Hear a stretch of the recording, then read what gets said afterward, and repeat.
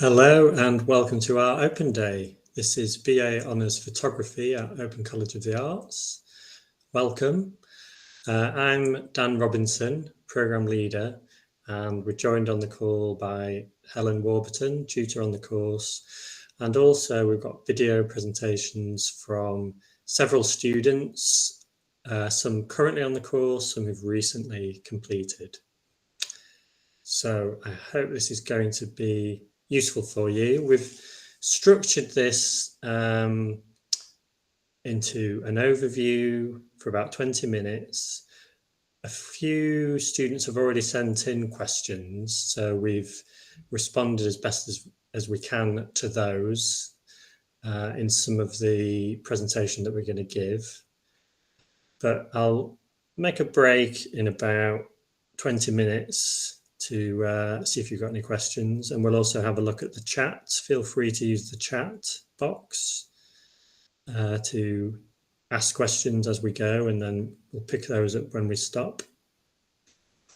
So we'll have a break in about 20 minutes, and if some of you, that's enough information, you might want to drop out there, or please do stay on and we'll go into detail on the course, all sorts of aspects, and try and give you a really good flavour of what this is about.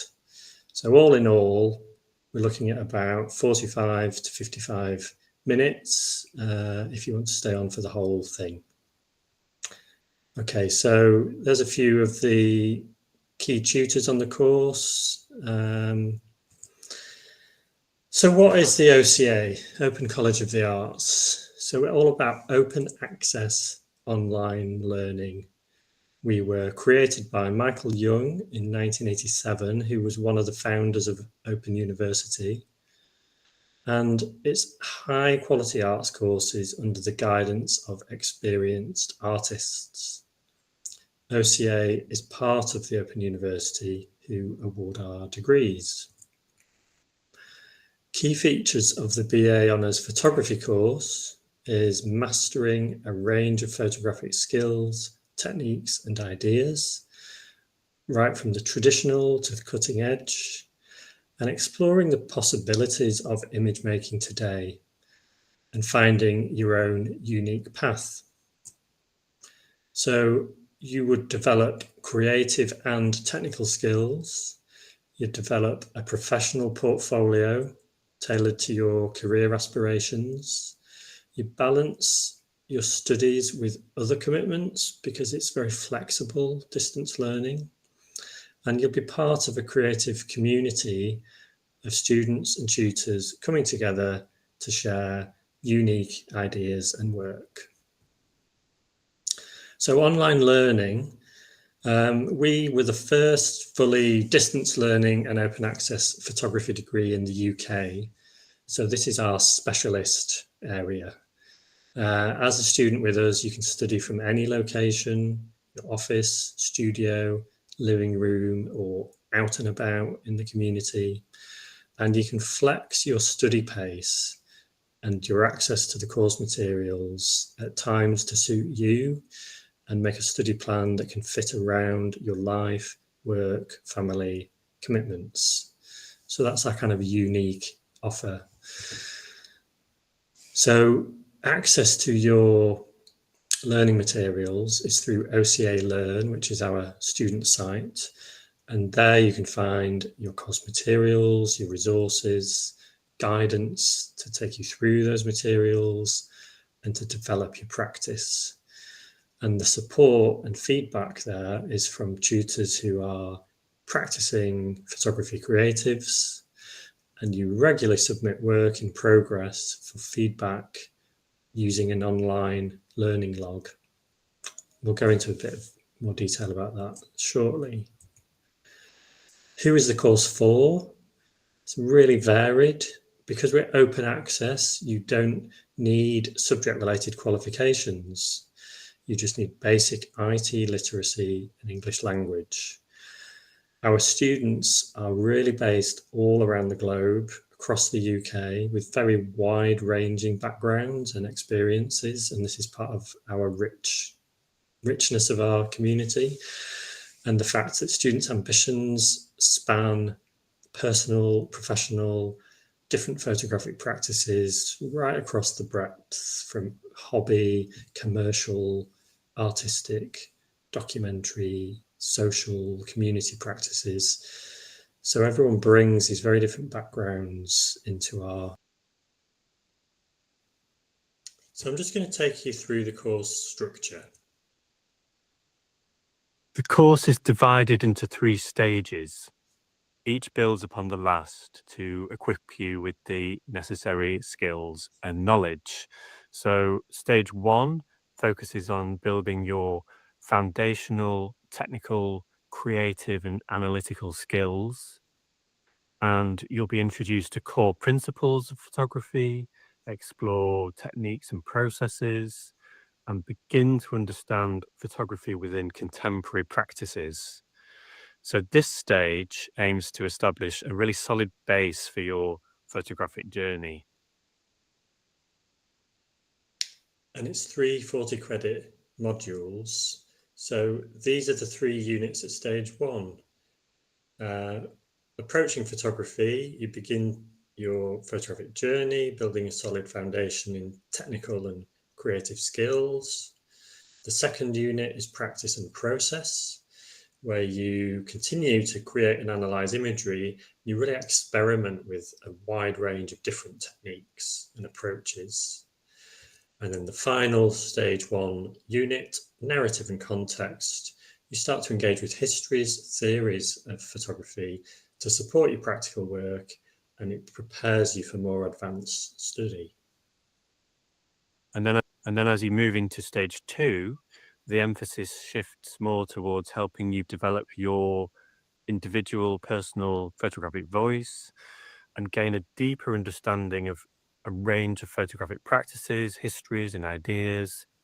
You critically examine different photographic genres, you explore ethical considerations of representation, and analyze the impact of digital image and visual culture and new technologies. So this stage encourages a greater engagement with theory and ideas alongside practical work. So the units at stage 2, the first one is challenging genre. You look at landscape, portrait, still life, and different genres and experimenting between them. Second unit is ethics and representation. You explore visual representation, the power and the responsibility of being a photographer in today's world, those professional skills of working with other people. And then the final unit at stage 2, digital image and visual culture. Engage with the history, theory and photography, and how much new technology has impacted the development of photography through history and right now. So students in this unit today are really thinking about artificial intelligence, for example, and where that's going to take photography next. Then stage 3 is a negotiated program to develop a substantial and sustained body of personal work. So you integrate your practice and your research, you learn to contextualize and present your work to audiences, and you complete a major self-directed project that demonstrates your learning. And this final stage prepares you to sustain your creative practice beyond the course and beyond graduation. So stage 3, these units, practice and research. Building on the foundation, you develop your photographic voice, deepening your understanding, photographic practices, histories and ideas.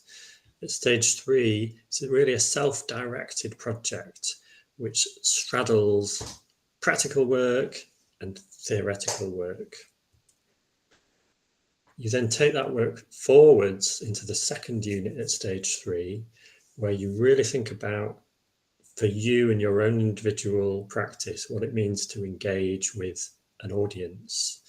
That might be exhibiting your work, putting it in books, working with clients, thinking about your collaborators, and also your academic audience, thinking about the ideas that inspire and inform you, presenting work such as a dissertation or a professional practice report.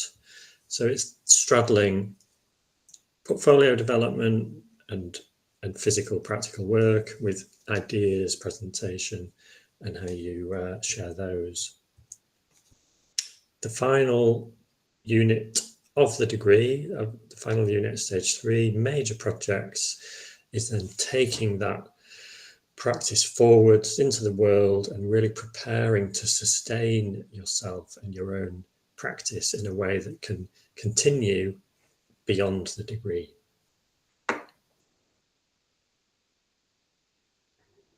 In this next section, we'll explore the course journey further, particularly from the student perspective, hearing from current students and graduates about their experiences and support they have found helpful. So first off, let's hear briefly from Selena Wallace, one of our graduates who studied with us from Adelaide, Australia, about her Stage 3 final project. I have learnt so much in the last 18 months about the life of a practicing artist.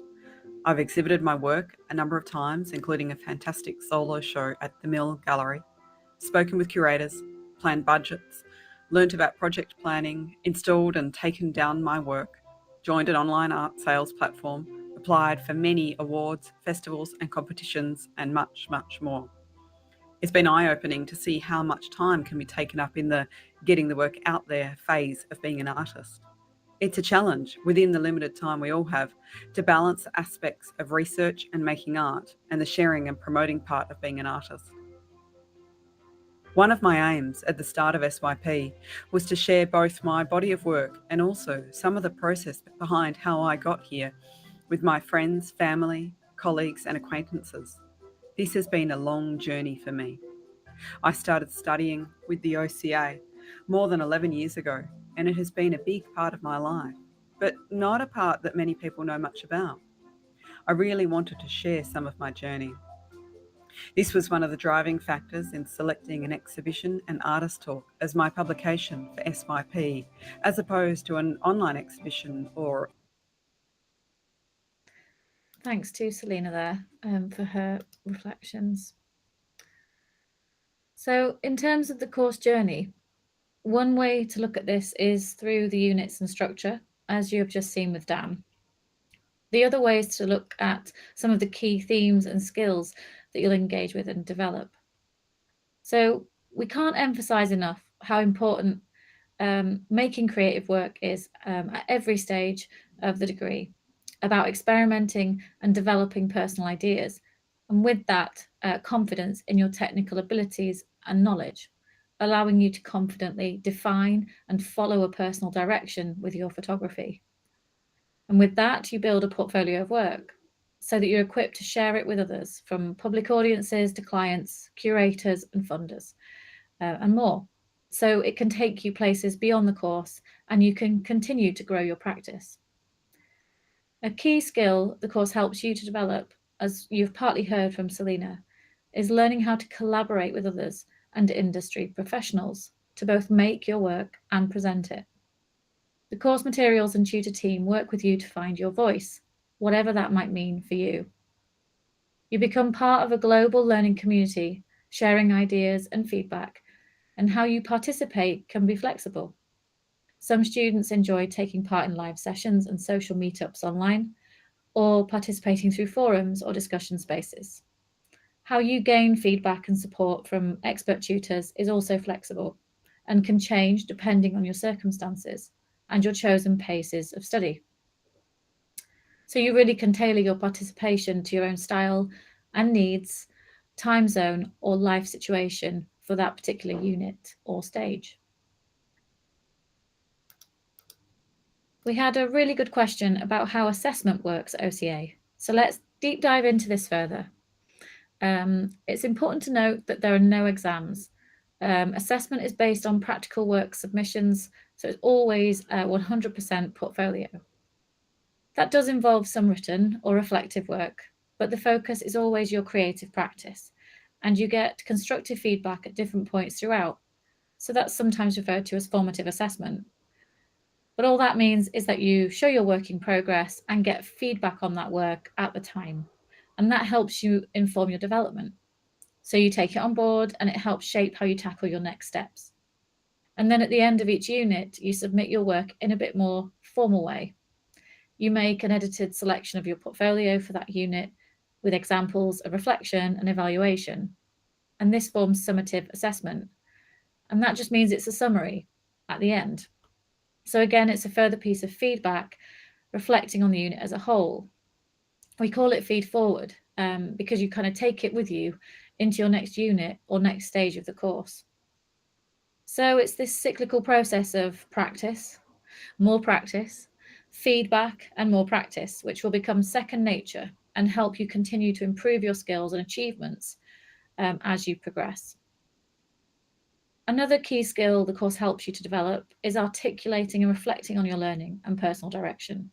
So as you study, you just get really familiar with presenting your work to people, figuring out how to summarize what your work is trying to do and develop your understanding of how to position it.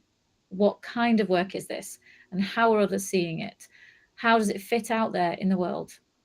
And that really develops as you progress through each unit and each stage. It's also really important to note that each stage has an exit qualification. So some students may have got what they need by the end of stage 1. Perhaps life circumstances change, and if so, you can exit with a certificate of higher education. Or at the end of all 3 units at stage 2, you could exit with a diploma of higher education in photography, or stay on to study the full BA Honours degree.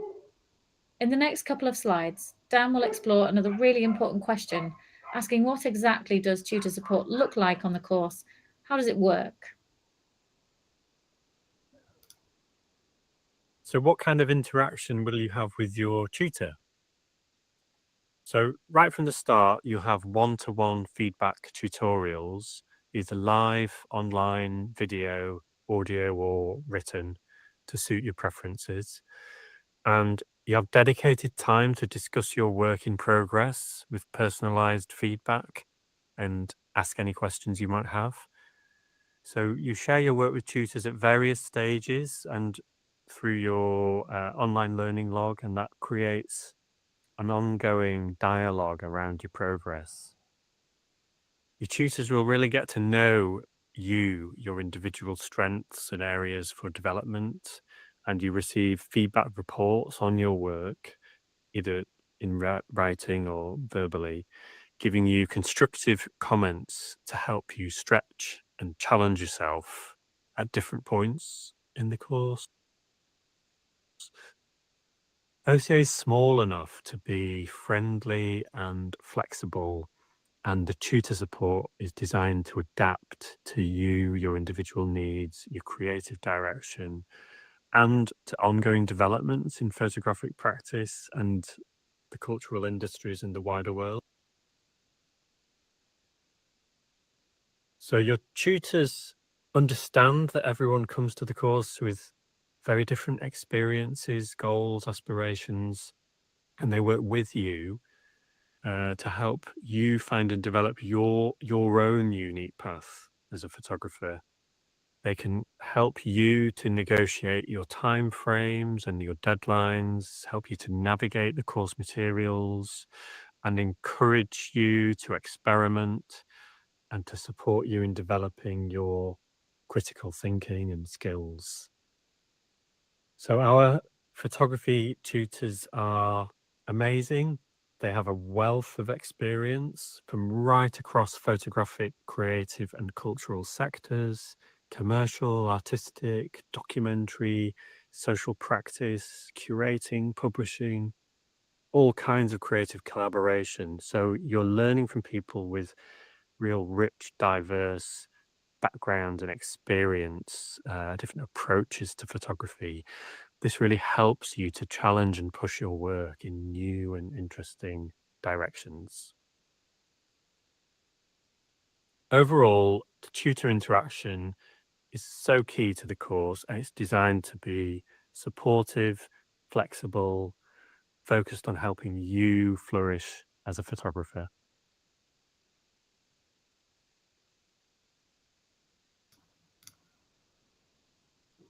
So, as well as working with your tutors, we consistently receive positive feedback about the ways that the course supports students from all over the world to connect and share work. Student Blas Gonzalez says, "I greatly value the exchanges I had with fellow students over the years. Sharing concerns, references, doubts and perspectives with them was an essential part of the learning experience." Another valued aspect of studying with OCA is the flexibility to continue studies from anywhere. And Jasmine Wilkinson found this particularly helpful, where she says, "My favourite thing about studying with OCA is the ability to work anywhere in the world." So for Jasmine, she was able to travel to India for personal reasons, and that actually enhanced and informed her project ideas. And she feels that the ability to do that made her work stronger, but also made her stronger as a creative with a distinct position and approach. So let's now hear from Jasmine a bit further about her progression from stage 2 to stage 3 study and how she approached the development of her body of work. After Jasmine, we'll hear from Rob about how important his fellow students were at stage 3, Alan about what his studies have meant to him, and Jane about the practice she developed through her studies, and finally David about why he chose photography at OCA. Level 2 gave me groundwork in ethics, alternate methods and genres, and 3.1 has given me the room to apply it, allowing me to find my emerging multidisciplinary practice and my interest in memory. I have learned to be a more independent artist by having less structure in the unit, finding my own research, and being more motivated to visit exhibitions and see other local arts. My creative process and emerging practice developed through the unit using video interviews as part of my research method for my practical pieces. This and coffee chats built a relationship and trust with my participants. By only focusing on 6 women and letting place lead my shoots, the methodology of my self-directed project changed, becoming more therapeutic, intuitional, and subjective by means of a loose collaboration and multidisciplinary practices.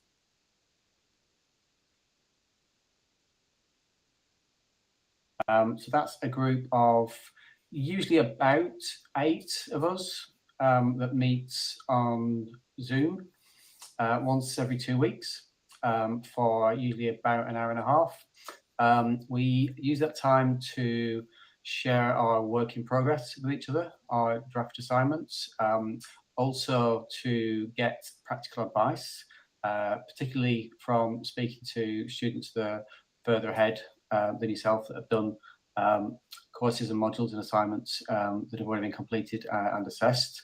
Very good to pick their brains.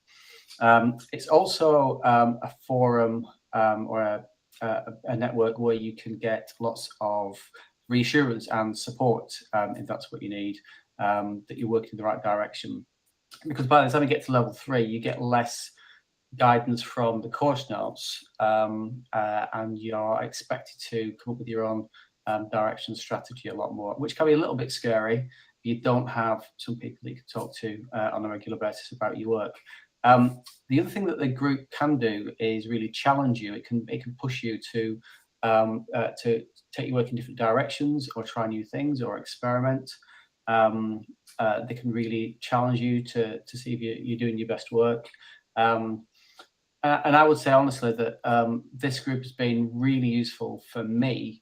My final year body of work was a bit of a bumpy and meandering journey. It took me a little while to work out what I wanted to work on and how I could implement it.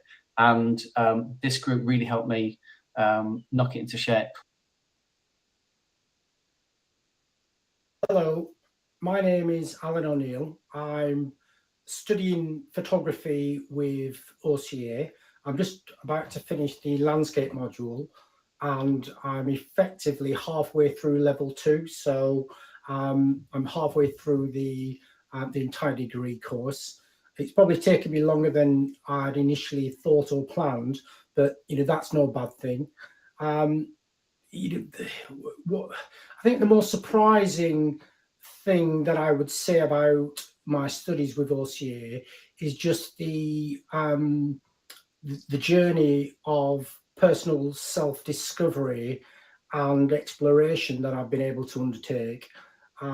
Increasingly, my work is helping me understand my own identity, my own heritage. My mother came from Hong Kong in 1955. My dad was a soldier out there. And I think through my creative projects, I've been able to explore and begin to understand what that heritage actually means to me.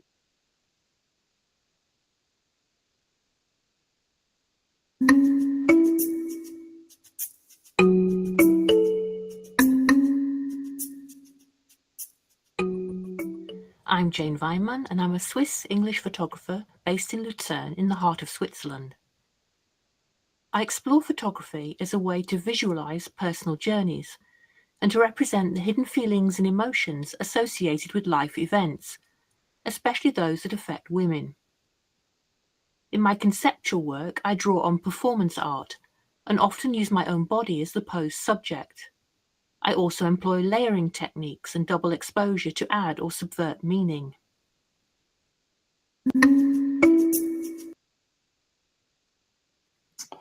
One of the reasons I chose OCA is because of this flexible method of study. When I took the decision to start a degree in 2016, I had 2 children in school, and it would have been impossible for me to register for a campus-based degree. What I liked about the OCA course was that it was designed from the ground up as a distance learning course, and it wasn't derived from an in-person taught course. I like the ethos of OCA, the idea of making learning in the arts available to anyone.